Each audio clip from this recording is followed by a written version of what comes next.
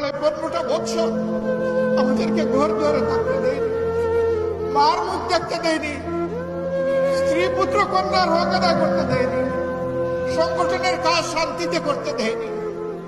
আমরা যখন পালিয়ে বেড়ে গেছিলাম তখন বুক খুলে আপনারা আলিঙ্গন করে আমাদেরকে আশ্রয় দিয়েছে। জীবনের ঝুঁকি নিয়ে, ইজ্জতের ঝুঁকি নিয়ে আপনারা আমাদেরকে আশ্রয় দিয়েছে। আমাদেরকে ধরতে এসে আপনাদেরকে ধরে নিয়ে গিয়েছে। এক পর্যায়ে আমাদেরকে মুক্তি দিয়েছে, কিন্তু আপনাদেরকে মুক্তি দেয় নাই, জিদ মিটিয়েছে। কেন তোমরা তাদেরকে আশ্রয় দিলে? আপনারা শুধু আশ্রয় দেন নাই ভাই, আপনারা সব কিছু আমাদের দিকে এগিয়ে দিয়েছিলেন, হাত বাড়িয়ে দিয়েছিলেন। এই কঠিন সময় আমাদের পাশে থেকে আমাদের আর্থিক প্রয়োজন পূরণে আপনারা এগিয়ে এসেছিলেন।